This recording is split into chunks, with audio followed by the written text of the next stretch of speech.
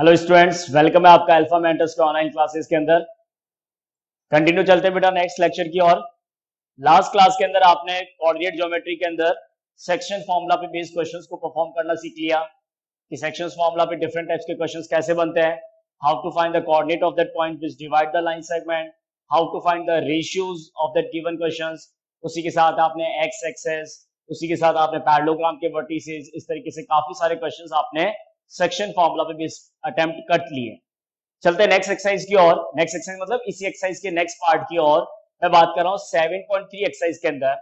और 7.3 एक्सरसाइज के अंदर अपने को क्या परफॉर्म करना सीखना है, कैसे उसमें क्या प्रॉपर्टीज है और क्वेश्चंस में कैसे इंप्लीमेंट होगा, तो बात करते हैं। देखिए देखिए फर्स्ट एक्सरसाइज से आपने ये तो आइडेंटिफाई कर लिया कि गिवन पॉइंट्स जो है वो ट्राइंगल के वर्टिसेस होते हैं या नहीं है, या आपने ये आइडेंटिफाई करना सीख लिया कि गिवन पॉइंट्स को लीनियर है या नहीं है। यहां पे थोड़ा सा फॉर्मेट को मैं चेंज कर रहा हूं। यहां पे अगर आपके पास में 3 पॉइंट्स गिवन है और अगर वो 3 पॉइंट्स आपके ट्राइंगल के वर्टिसेस है, ध्यान से सुनिएगा मेरी बात। अगर अपनी ये कंसीडर करके चले that we have 3 points a x1 y1, b with coordinate x2 y2 and c with coordinate x3 y3। Clear बेटा? if we have given 3 points of the vertices of triangle, ऐसा आपको given क्वेश्चन में कि triangle के 3 vertices के coordinate ये है, तो क्वेश्चन आपसे आइडेंटिफाई करने के लिए कहेगा क्या, find the area of the triangle. Make it clear, what we have to find, area of the triangle. तो डिस्टेंस फॉर्मूला के अंदर ए बी बी सी और ए सी जब आप कैलकुलेट करते हो तो डिस्टेंस फॉर्मूला से डिस्टेंस कैलकुलेट होने के बाद में तो आप ये आइडेंटिफाई करते हैं कि ट्राइंगल का टाइप कौन सा है, which type of the triangles form from the given vertices. लेकिन अब अपने को ये सीखना है कि वर्टिसेस गिवन है, आपको ट्राइंगल का टाइप नहीं फाइंड आउट करना, आपको इस ट्राइंगल का एरिया फाइंड आउट करना है। क्या फाइंड आउट करना है? एरिया। तो ट्राइंगल्स के 3 वर्टिसेस है तो उनको रेस्पेक्टिवली क्या लेट कर लिया, किसी भी एक को x1 y1, दूसरे पॉइंट को x2 y2, तीसरे पॉइंट को x3 y3, किसी भी सीक्वेंस में किसी को भी लेट करें कोई फर्क नहीं पड़ेगा, क्योंकि एरिया ऑफ ट्राइंगल का जो एक्सप्रेशन मैं बोर्ड पे लिख रहा हूं, ध्यान से देखिएगा बेटा, एरिया ऑफ ट्राइंगल, वैसे तो बचपन में आपने पढ़ा होगा area of triangle is equal to half into base into height, रटते थे क्या? Area of triangle is equal to half into base into height. उसके बाद में जब आपके पास में हीरोन्स फॉर्मूला था 9th क्लास के अंदर, तब आप यूज करते थे S is equal to A plus B plus C upon two, फिर area of triangle is equal to under root के अंदर S minus A, S minus B, S minus C. लेकिन आज आप बिल्कुल डिफरेंट टाइप से एरिया ऑफ ट्राइंगल कैलकुलेट करना सीख रहे हैं, जिसकी कंडीशंस में क्या गिवन होगा, कोऑर्डिनेट्स ऑफ द वर्टिसेस। जी हाँ, मैं उस फॉर्मेट पे एरिया ऑफ ट्राइंगल कैलकुलेट करने की बात कर रहा हूं जिसमें ट्राइंगल के वर्टिसेस गिवन है। स्टूडेंट्स क्या गिवन है? Vertices of the triangle that are x1 y1, x2 y2 and x3 y3. So with the help of these vertices, how to find the area of the triangle, and directly I will go with the formula. कैसा आया formula? Derivation इसकी कोई requirement नहीं है, हालांकि references में आपको given है, लेकिन formula derivation syllabus point of view से नहीं है।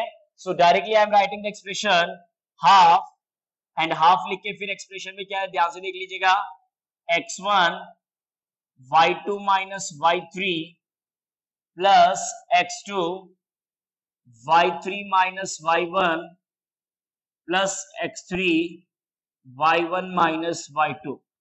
ये आपको फॉर्मूला यूज करना है to calculate the area of the triangle. याद रखने का तरीका सिखाता हूं, देखिएगा क्या है। हाफ तो आता ही है फॉर्मूला में, half into base into height से हाफ याद रख सकते हैं।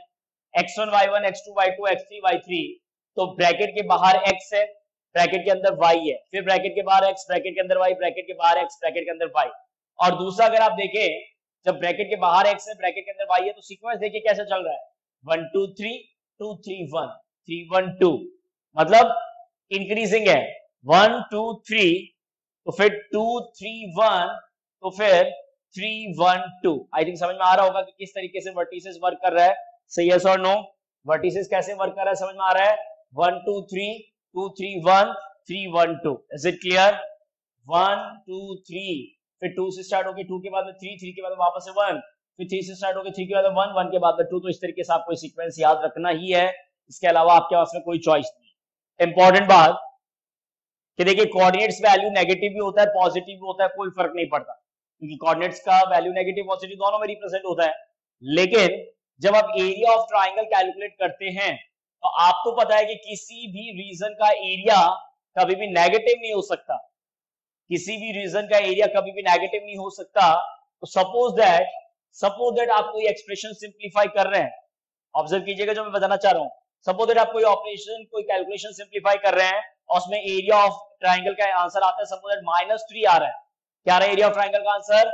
-3। तो जिस किसी कंडीशन में वैल्यू सिंप्लीफाई करने पे 3 के साथ अगर माइनस का साइन आता है, तो उस कंडीशन में आपको सिर्फ एब्सोल्यूट वैल्यूज को लेना है। एब्सोल्यूट मतलब सिर्फ न्यूमेरिकल वैल्यूज को लेना है, साइन को कंसीडर नहीं करना। क्यों नहीं करना? Since area can not be negative, area कभी भी नेगेटिव नहीं हो सकता। What reason you have to write? Since area can not be negative, therefore area of triangle is equal to negative sign को हटा दीजिए, सिर्फ न्यूमेरिकल वैल्यू को ले लीजिए। Yes, then answer will be 3 square unit. मैं ये नहीं कह रहा कि एरिया डेसिमल में नहीं आता, एरिया डेसिमल में, फ्रैक्शन में चल सकता है, लेकिन नेगेटिव पॉसिबल नहीं है। और नेगेटिव किस वजह से आता है? उसका रीजन भी सिंपल सी बात है। देखिए, तीनों कोऑर्डिनेट्स आपके पास में पेयर में, तो कोई स्टूडेंट्स किसी पेयर को x1 y1 लेट करेगा, अदर स्टूडेंट्स अदर पेयर को x1 y1 लेट कर सकता है। तो कोऑर्डिनेट्स के आपस में सीक्वेंस बदलते ही कैलकुलेशन सॉल्व होकर न्यूमेरिकल वैल्यू तो सेम आएगा, लेकिन किसी का वही डायरेक्ट आंसर पॉजिटिव में आ जाता है और किसी का वही आंसर नेगेटिव में आ जाता है। तो जब आपका आंसर कभी नेगेटिव में आए तो इसमें घबराने की कोई जरूरत नहीं है। इसमें यह मत सोचिएगा कि आप गलत है। अगर आपने अपनी कैलकुलेशन को एक्यूरेट किया है और नेगेटिव आ रहा है, तो इसका मतलब गलत होने के चांसेस नहीं है, इसका मतलब उसमें नेगेटिव साइन को आपको कंसीडर नहीं करना। And at last you have to write area of triangle is equal to positive. तो ये कंडीशंस में जब किसी क्वेश्चन में आएगा कि एरिया कैलकुलेट करने पे नेगेटिव आ रहा है, तो अपने उस नेगेटिव वैल्यू को पॉजिटिव वैल्यू, न्यूमेरिकल वैल्यू में कंसीडर करके और उसका फाइनल आंसर रिप्रेजेंट कर दें। अब देखिए बेटा, ट्राइंगल्स और कोलिनियरिटी एक दूसरे से रिलेट होते हैं। ट्राइंगल और कोलिनियर कंडीशंस एक दूसरे से रिलेट होते हैं। कैसे? कि जब फर्स्ट लेक्चर के अंदर या सेकंड लेक्चर के अंदर जब आपसे कोलिनियरिटी और ट्राइंगल्स के टाइप्स के बारे में डिस्कशन हो रहा था, तो पहले आपको कोलिनियरिटी सिखाया था डिस्टेंस फॉर्मूला से। क्या बताया था? Sum of two distance is equal to the third distance. Am I right? If sum of two distance is equal to third distance then the given points are collinear. ये point आपने study किया था। उसी में मैंने आपको साथ में एक पॉइंट और बताया था, क्या कि अगर कंडीशन कोलिनियरिटी को फॉलो नहीं कर रहा, कब नहीं करेगा? जब ये कंडीशन फॉलो नहीं होगा। कौन सा? Sum of two side is equal to third side. तो उस कंडीशन में वर्टिसेस किसके होंगे? The given vertices are the vertices of the triangle. यहां पे थोड़ा सा रिवर्स चल के चलते हैं। यहां पे आपके पास में 3 वर्टिसेस है। एरिया ऑफ ट्रायंगल के लिए आपने कैलकुलेशन सॉल्व किया। अब मेरी एक बात बताइएगा, एक कंडीशन सुनिएगा, if area of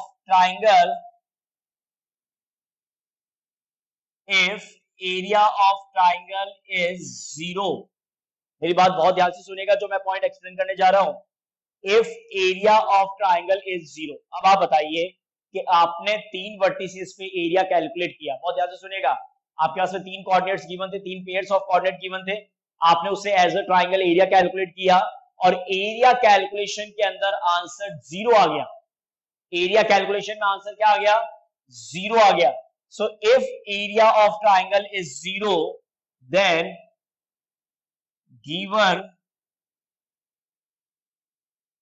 given points are, जी हां मैं ये लिखने जा रहा हूं, गिवन पॉइंट्स आर कोलिनियर। इसीलिए मैंने आपसे उसमें बार बार कहा था कि कोलिनियरिटी को नेक्स्ट एक्सरसाइज में एक बार फिर से डिस्कस करेंगे। और ये कंपैरेटिवली ज्यादा इजी मेथड है किसके कंपेयर में? डिस्टेंस फॉर्मूला के कंपेयर में। क्योंकि एक बार वैल्यूज को अगर आपने सही से पुट कर दिया तो दूसरे के बाद में स्टेप सॉल्व होते, तीसरे स्टेप में तो आंसर आ जाएगा। डिस्टेंस फॉर्मूला में तो पहले डिस्टेंस अलग अलग निकालो, उसके रूट्स को कैलकुलेशन में सॉल्व करो, फिर ये देखो कि कहीं पे sum of two sides is equal to third sides है या नहीं है, तब जाके उस डिसीजन पे पहुंचेंगे कि कोलिनियर है या नहीं है। लेकिन यहाँ पे कितना आसान है, if area of triangle is 0 then given points are collinear. अगर एरिया ऑफ ट्राइंगल 0 आ रहा है इसका मतलब गिवन पॉइंट्स क्या है? कोलिनियर है। और इसका रिवर्स क्या होगा? अगर गिवन पॉइंट्स कोलिनियर है, ऐसा क्वेश्चन आपको दे रहा है, अगर क्वेश्चन आपको सामने से ये कह रहा है फॉर व्हाट वैल्यू ऑफ के, यहां से सुनिएगा, for what value of k given points are collinear, that means we can apply, we can go for area of triangle is equal to 0। मेरी 2 बात बहुत अच्छे से सुन के लिख लीजिएगा कि अगर क्वेश्चन एग्जाम में सिर्फ कोलिनियरिटी चेक करने का है, मैं फिर से रिपीट कर रहा हूं, अगर एग्जाम में क्वेश्चन सिर्फ कोलिनियरिटी चेक करने का है, आपके पास में दोनों चॉइस है। Either you can go with distance formula और either you can go with area of triangle expression, दोनों में से जो भी होगा वो आंसर सेटिस्फाइड कर जाएगा।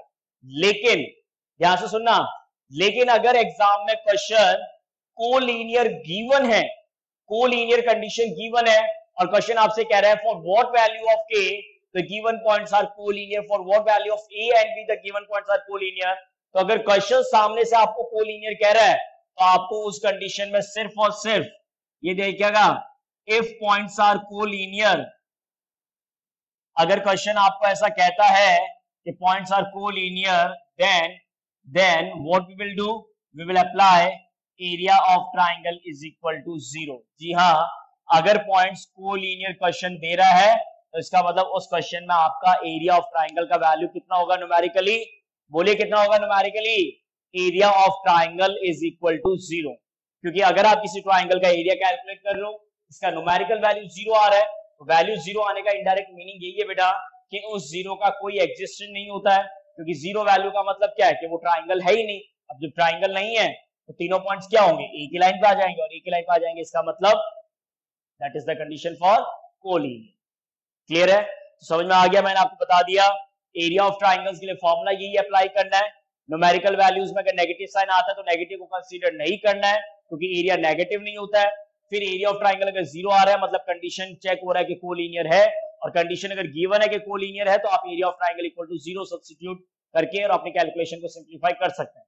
इसके अलावा जब जहां पे ट्राइंगल पे बात करते हैं, जैसे 9th में भी आपको याद होगा कि हेरोन्स फॉर्मूला से जब एरिया ऑफ ट्राइंगल कैलकुलेट करना सिखाया जाता है तो उसी के साथ नेक्स्ट एप्लीकेशन क्या होता है एरिया ऑफ ट्राइंगल का, find the area of the quadrilateral. तो सेम कंडीशन यहां पे भी फॉलो होगा। अगर किसी क्वेश्चन में क्वाड्रिलेटरल के वर्टिसेस गिवन है, ध्यान से सुनेगा, अगर किसी क्वेश्चन में quadrilateral A B C D या पी क्यू आर एस या जो भी नेम है, अगर क्वाड्रिलेटरल के वर्टिसेस गिवन और आपसे क्वेश्चन पूछ रहा है find the area, so to find that area what we will do, we will join any one of its diagonal. जो आपकी चॉइस हो, जो आपको अच्छा लगे वो आप डायगोनल ज्वाइन कर दीजिएगा उस क्वेश्चन के अंदर। जैसे ही आप डायगोनल को ज्वाइन करोगे that quadrilateral will be divided into the two triangles. Am I right और रॉन्ग, बताइए बेटा, मैं सही हूं या गलत हूं? सही हूं ना, कि अगर क्वाड्रिलेटरल के 4 वर्टिसेस गिवन है तो आप उसकी डायगोनल को ज्वाइन करके क्वाड्रिलेटरल को किस में डिवाइड कर सकते हैं, टू ट्रायंगल्स में। And then further find the area of the both the triangles, one time ABC and second time ADC. Sequence में कुछ भी रखें वो आपके आंसर्स को इफेक्ट नहीं करेगा, जो भी सीक्वेंस रखते हैं अपने माइंड में रखिए, ये कोऑर्डिनेट्स चेंज नहीं होने चाहिए। ऐसा नहीं कि पुट करते समय तो x1 कुछ और कोऑर्डिनेट पे लिया था और वापस से y1 किसी और को ले लिया, ऐसा नहीं होना चाहिए। जो x1 है उसका y वैल्यू y1 होगा, जो x2 है उसका y वैल्यू y2 होगा, जो x3 है उसका y वैल्यू y3 ही होगा। क्लियर है, तो डायगोनल को ज्वाइन करके टू ट्रायंगल्स में डिवाइड कर देंगे, दोनों ट्रायंगल्स का इंडिविजुअल एरिया फाइंड आउट करेंगे। न्यूमेरिकल वैल्यू अगर नेगेटिव आता है तो उसको सिर्फ पॉजिटिव लेना है, और दोनों ट्रायंगल ऑफ एरिया की न्यूमेरिकल वैल्यू पॉजिटिव लेके जब दोनों एरियाज को प्लस कर दोगे बेटा, so what will get, we will get the area of the quadrilateral. मेरी बात ध्यान से सुन लीजिएगा, कई बच्चे ज्यादा होशियार बनने की कोशिश करते हैं। एग्जाम टाइम में क्या होता है कि क्वेश्चन आता है find the area of the quadrilateral whose vertices are given in the order. तो बच्चा जानबूझ के क्या करता है पहले एग्जाम में कि उस क्वाड्रिलेटरल का टाइप फाइंड आउट करता है, उस क्वाड्रिलेटरल का क्या फाइंड आउट करता है, टाइप। अब देखिए अगर आपने टाइप फाइंड आउट किया तो टाइप फाइंड आउट करने के लिए आप A B B C C D A D diagonal A C diagonal B D 6 time तो पहले डिस्टेंस फॉर्मूला लगाओगे। चलो 6 टाइम आपने डिस्टेंस फॉर्मूला अप्लाई भी कर दिया, उसके बाद में जो भी आएगा उसके लिए रेस्पेक्टिव फॉर्मूला कैसे लेके आऊंगा बताइए। अगर स्क्वायर या रेक्टेंगल बन गया तब तो ठीक है, अगर ये स्क्वायर और रेक्टेंगल है तब तो सबको पता है कि ये बेस हो जाएगा और ये क्या हो जाएगा, हाइट। लेकिन अगर ये पैरेललोग्राम या रोम्बस हुआ तब रोम्बस की कंडीशन में half into d1 into d2 और पैरेललोग्राम की कंडीशन बेस इंटू हाइट है, तो हाइट का कोई कैलकुलेशन का फॉर्मूला नहीं है। इसीलिए क्वेश्चन हमेशा दोनों डिफरेंट स्ट्रक्चर पे होते हैं, या तो क्वेश्चन खुद आपसे टाइप ऑफ क्वाड्रिलेटरल ही पूछेगा। क्या पूछेगा स्टूडेंट्स, टाइप ऑफ क्वाड्रिलेटरल।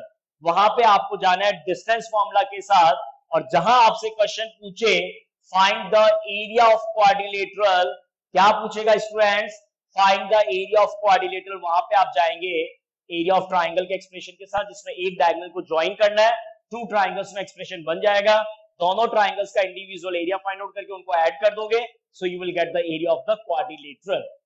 अब लास्ट एक पॉइंट और, उसके बाद में क्वेश्चन स्टार्ट करते हैं।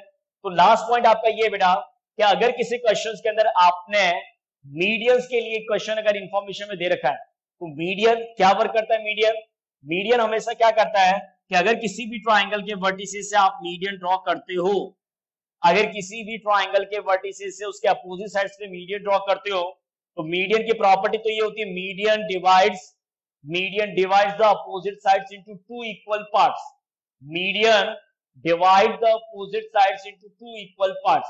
अगर मैं ए से मीडियन ड्रॉ कर रहा हूं, तो ए से मीडियन ड्रॉ करने पे अपोजिट साइड्स बीसी को टू इक्वल पार्ट्स में डिवाइड कर देगा।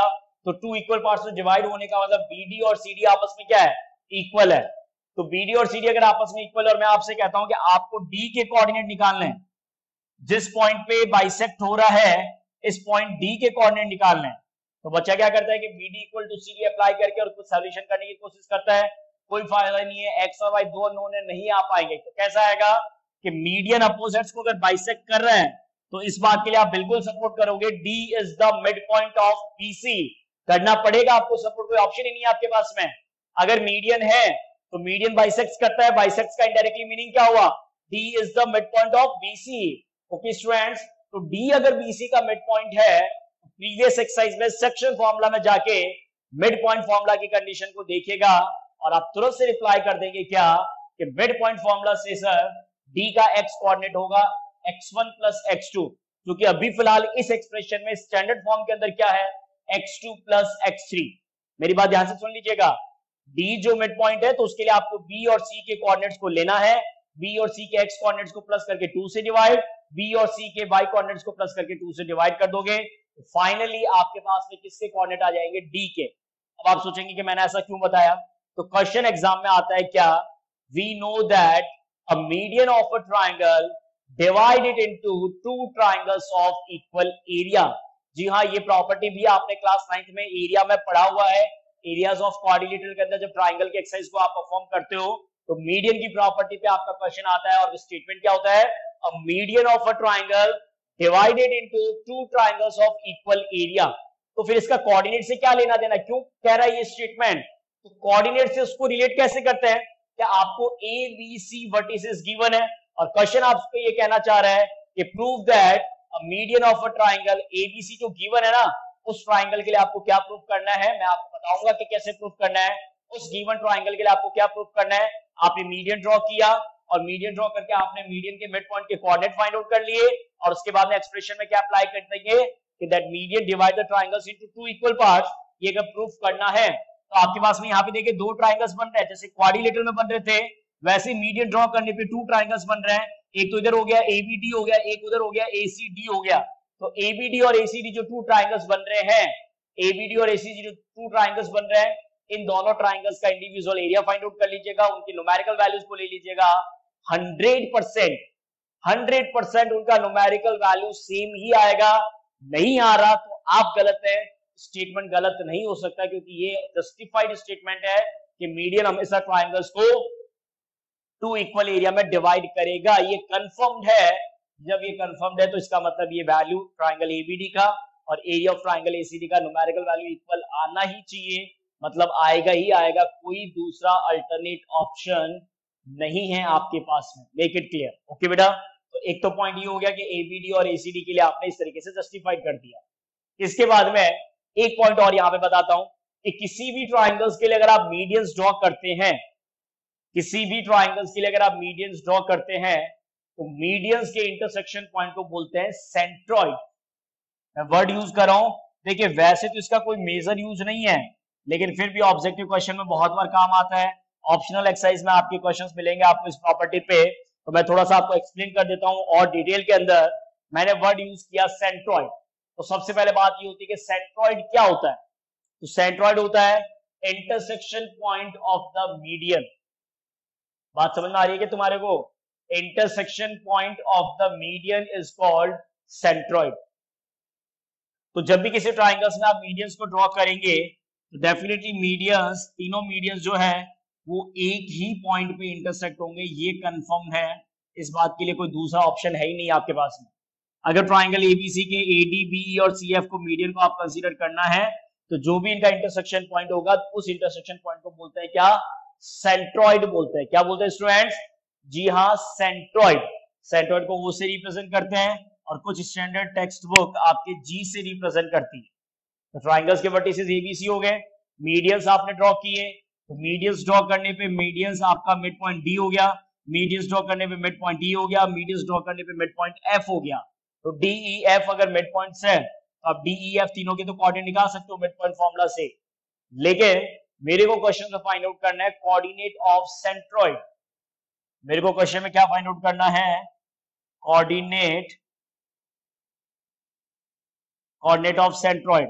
तो कुछ स्टूडेंट्स को तो मालूम ही नहीं होता कि सेंट्रॉइड होता क्या है, इसलिए पहले आपको ये क्लियर किया है कि सेंट्रॉइड क्या होता है?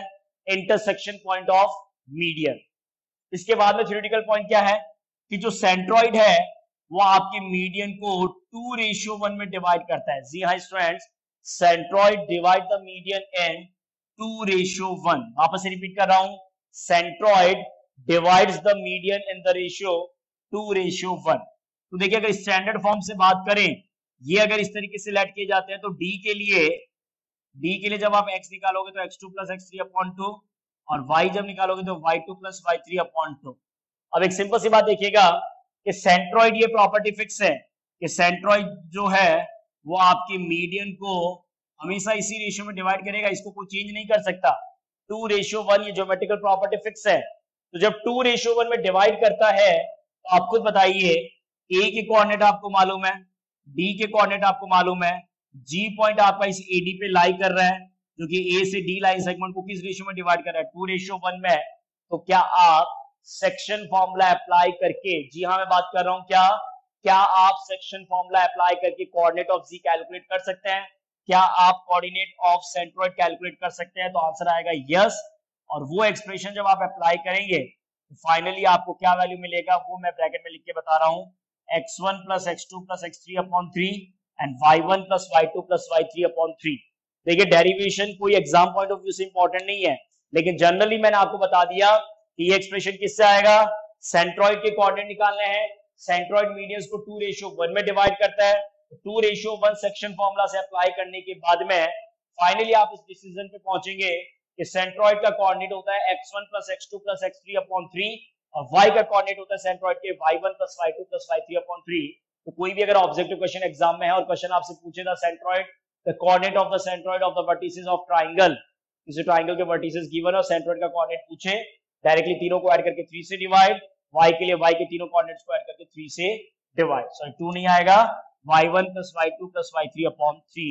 तो ये सारा आपका है basics related to area of triangle exercise, सबसे इंपॉर्टेंट एरिया ऑफ ट्राइंगल। इसके बाद में area of triangle is equal to 0 पे कोलिनियरिटी गिवन होने पे area of triangle equal to 0 consider करके चलना, और जो भी आपका मिसिंग वैल्यू k है, p है या कोई रिलेशन प्रूफ करना है तो collinear area of triangle equal to 0 करके आ जाएगा। फिर मैंने आपको मीडियंस के बारे में बताया, मीडियंस के बारे में 2:1 कंडीशन, सेंट्रॉइड से आपने सेंट्रॉइड्स की कोऑर्डिनेट निकाल दिए। इस तरीके से क्वेश्चंस एग्जाम में आपको प्रूफ करना होता है। तो इस पे जो क्वेश्चंस है उस पर डिस्कशंस अपने नेक्स्ट क्लास में करेंगे। तब तक अच्छे से इस पॉइंट्स को रिवाइज करके आइएगा, अच्छे से प्रिपरेशन करके आइएगा। ध्यान रखिएगा कोई भी पॉइंट आपसे मिस नहीं होना चाहिए। नेक्स्ट क्लास में बात करते हैं questions based on the distance formula, sorry questions based on the area of triangle with the given vertices. Till then take care, thank you students.